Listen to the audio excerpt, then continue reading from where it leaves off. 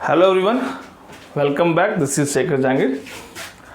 Electric dipole को लेकर अपनी सीरीज चल रही थी। इससे पहले 3 वीडियो अपलोड हो चुके हैं ऑन द पेज फिजिक्स 24 और उसमें हमने इलेक्ट्रिक डायपोल्स के एक्सिस पे कितना इलेक्ट्रिक फील्ड बनता है, electric field at the equatorial plane and the torque experienced by a dipole when it is placed in a uniform electric field, and also discuss some cases when the electric dipole is placed in non-uniform electric field.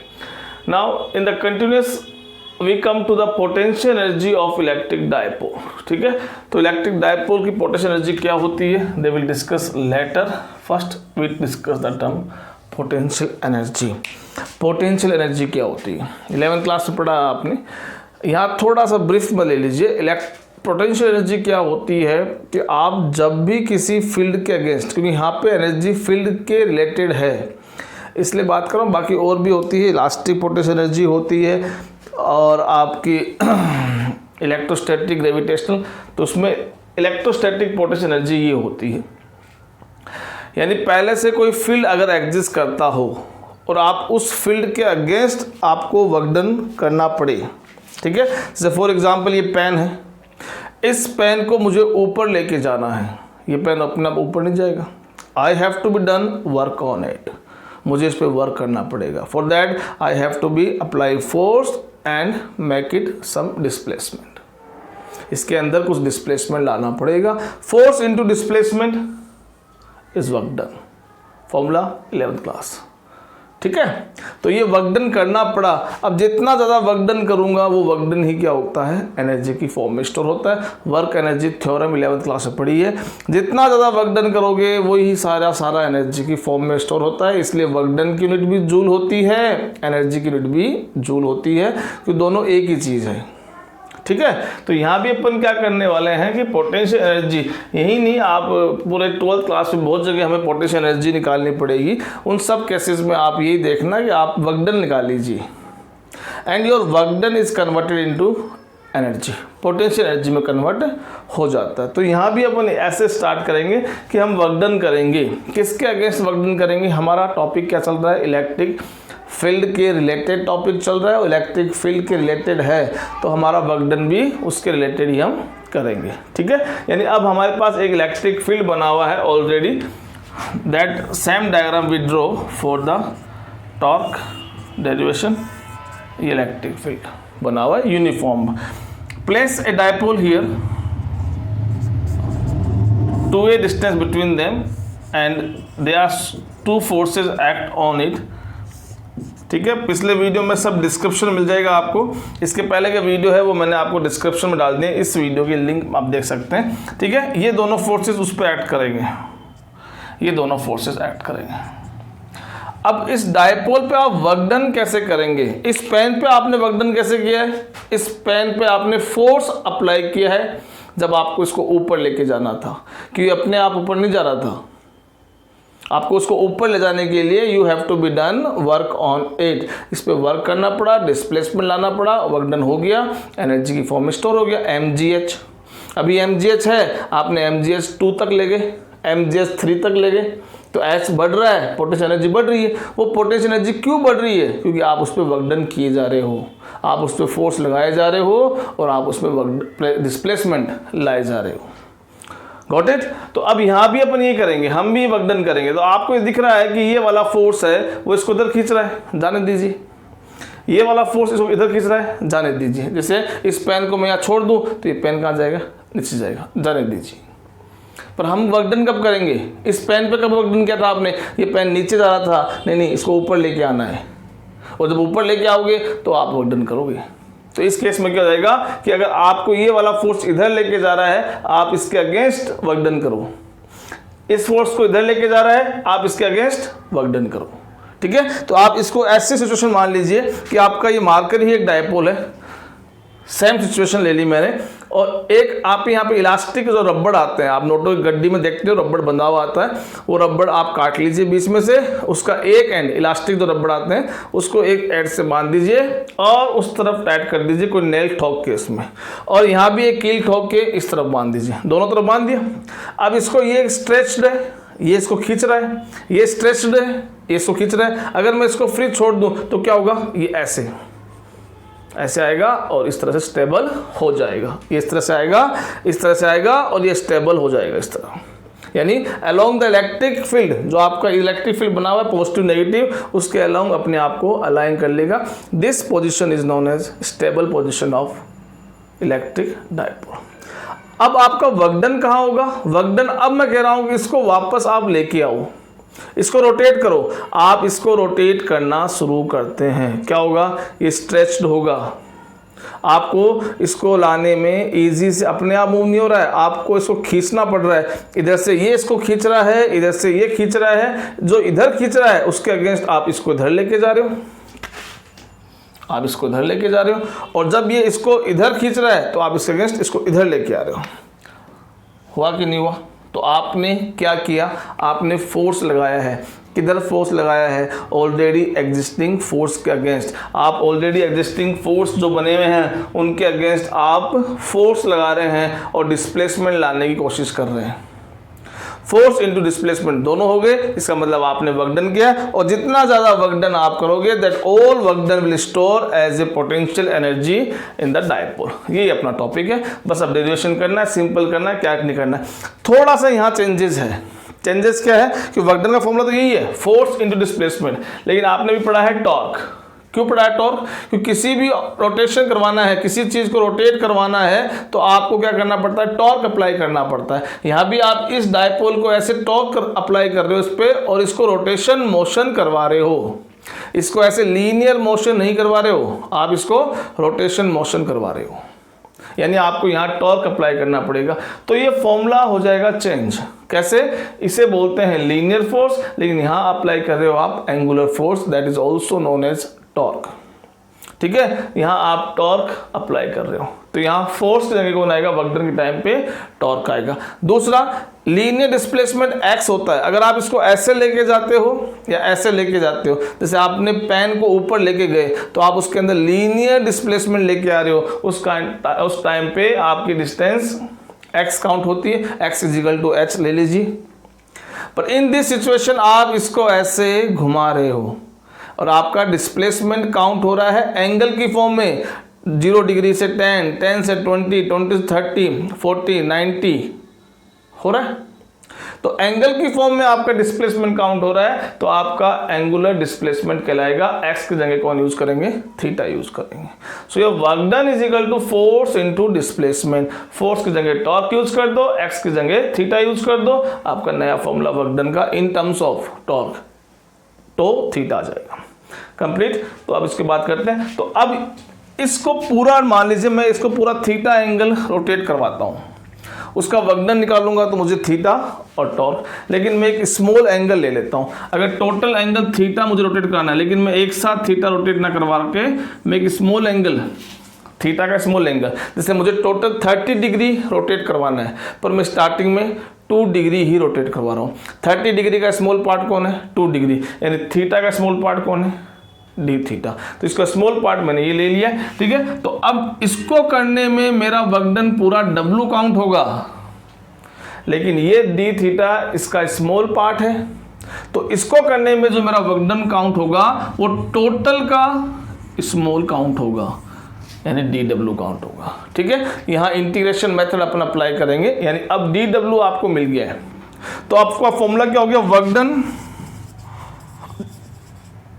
To rotate an dipole, an electric dipole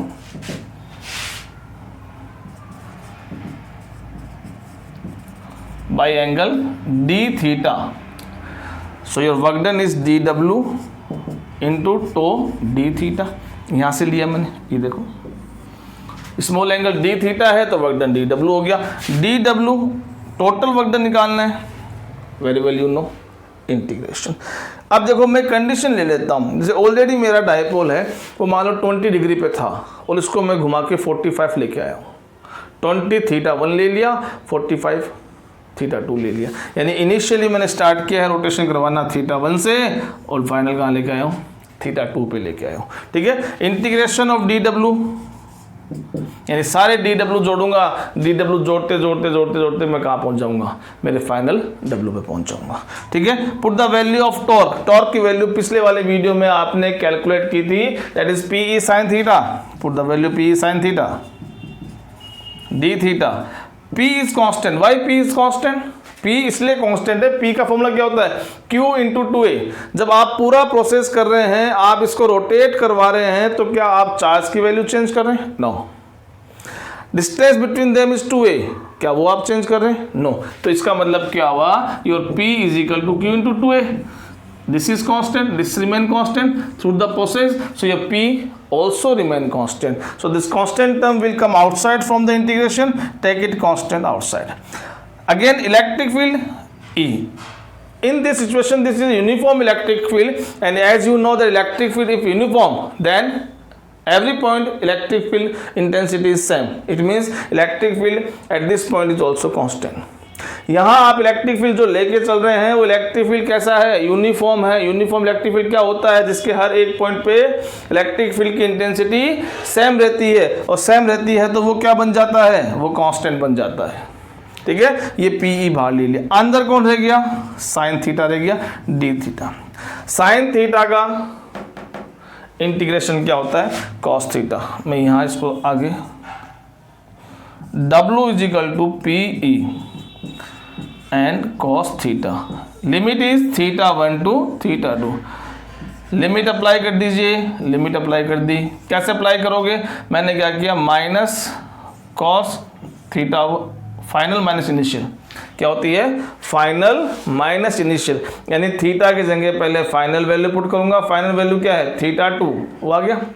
अब देखो फॉर्मूले का minus sign आता है, और यहाँ ये cos खुद भी माइनस है, तो फाइनल माइनस इनिशियल पुट करूंगा तो माइनस का फॉर्मूले का माइनस और इसका माइनस दोनों मिलकर क्या बन जाएंगे। आई होप कोई दिक्कत नहीं, दिक्कत आती है तो इस माइनस को बाहर ले आइए, फिर पुट कर दीजिए, वही बात आएगी। ठीक है, W इज इक्वल टू, इसको प्रॉपर लिख लीजिए, दैट cos θ1 माइनस cos θ2। ठीक है, ये आपको नेगेटिव को मैंने उधर भेज दिया, पॉजिटिव को मैंने इधर ले लिया। As I said earlier that the total work done store as a potential energy, जो भी आपका वर्क डन होगा वो सारा का सारा पोटेंशियल एनर्जी की फॉर्म में स्टोर होगा, and this become your final expression for the potential energy of electric dipole. ठीक है, अब कुछ स्पेशल कंडीशंस डिस्कस कर लेते हैं फटाफट। क्या स्पेशल कंडीशन है कि अगर मैं मान लूँ कि इसको θ1 को 90 ले लूँ, θ1 को मैं 90 ले लूँ, यानी आपने स्टार्ट कहाँ से किया है, 90 डिग्री से। इसका मतलब क्या हुआ कि आपका स्टार्टिंग मान लो डायपोल ऐसे रखा हुआ है, ये प्लस है, ये माइनस है, और ये यहाँ पे थीटा 90 डिग्री बन रहा है इलेक्ट्रिक फील्ड के साथ, P का थीटा 90 बन रहा है इलेक्ट्रिक फील्ड के साथ। So if in a particular situation let θ1 is equal to 90 degree, then your θ2 become theta. जब θ1 ही नहीं रहा तो θ2 को क्या करें, अब तो एक ही तो एंगल बचा है, तो क्या ले लिया हमने इसको, थीटा सिंपल ले लिया। Now put the values of these two here,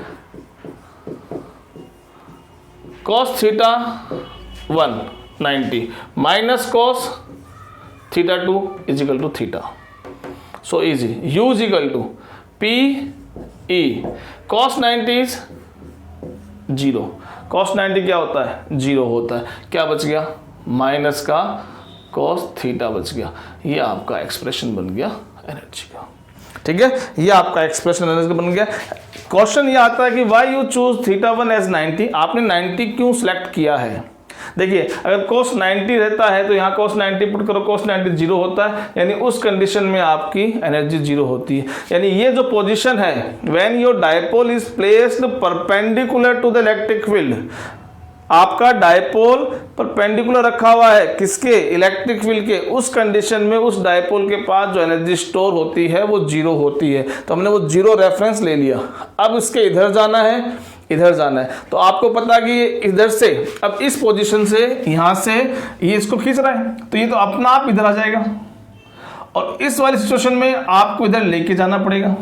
तो यहाँ का वर्क डन तो आपका नेगेटिव काउंट होगा, और यहाँ का वर्क डन आपका पॉजिटिव काउंट होगा, क्योंकि यहाँ पे आपको करना पड़ रहा है, आपका फोर्स भी इधर है, डिस्प्लेसमेंट भी इधर है। जबकि इस कंडीशन में आप इसको इधर ये अपने आप आ रहा है, आप इसको स्लो लेके आ रहे हैं, यानी आपका फोर्स तो इधर है और आपका डिस्प्लेसमेंट इधर हो रहा है, तो आपका वर्क डन क्या हो गया, नेगेटिव हो गया। वर्क डन नेगेटिव हो गया तो एनर्जी नेगेटिव होगी, इसलिए देखो एनर्जी का फॉर्मूले में लास्ट में क्या आ रहा है, माइनस आ रहा है, नेगेटिव आ रहा है। ठीक है, आई होप ये आपको समझ में आया होगा। ठीक है, तो यहां तक ये क्लियर हो गया। इसके बाद अब हम क्या करने वाले हैं कि ये कंडीशन ले लिया अपन ने, इस कंडीशन बाद में अब एक कंडीशन लेते हैं कि इसकी एनर्जी मिनिमम कब होती है। ठीक है, अब स्क्रीनशॉट ले लेना इसका।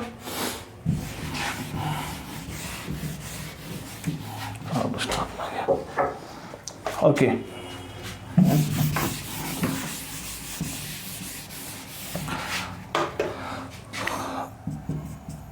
पोजीशन ऑफ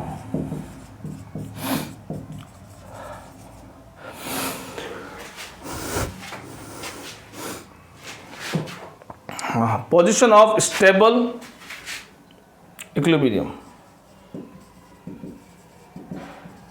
ये कब होता है, जब थीटा 0 डिग्री हो। दिख रहा है आपको, अगर आप इसको यहाँ से छोड़ेंगे, आपको दिख रहा है एक इधर फोर्स लग रहा है, एक इधर फोर्स लग रहा है, वो फोर्स इसको इधर ही लेके आएगा, ऐसे ऑसिलेट करेगा और लास्ट में ऐसे स्टेबल हो जाएगा, यानी ये इसकी स्टेबल पोजीशन है।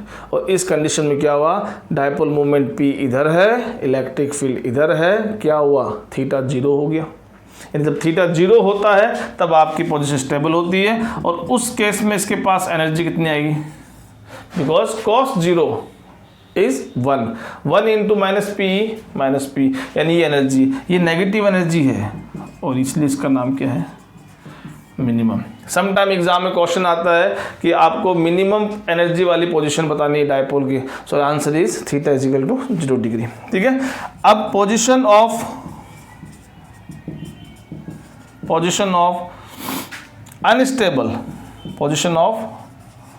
अनस्टेबल इक्विलिब्रियम वो कब होता है, जब थीटा आपका 180 हो जाए, क्योंकि आपको पता है इसको आप अब इधर फोर्स लगा रहा है, इधर फोर्स लगा रहा है, इसको घुमाओ, आप इस पे वर्क डन करते जाओगे और ये यहाँ ले आया, ये 180 डिग्री हो गया। इस केस में इसके पास जो एनर्जी स्टोर होगी वो मैक्सिमम होगी, क्योंकि आपने यहाँ से इसके लिए मैक्सिमम एंगल इसको रोटेट करवाया है। ठीक है, तो थीटा 180 होगा, cos 180 is -1, cos 180 is -1, minus plus E, this is called position of maximum, so this is all about the potential energy of electric dipole। ठीक है, डायपोल को लेके जितने भी अपने डेरिवेशन थे इस बुक में 11th 12th क्लास के, वो अपने इतने ही डेरिवेशन हैं। ठीक है, थैंक यू सो मच।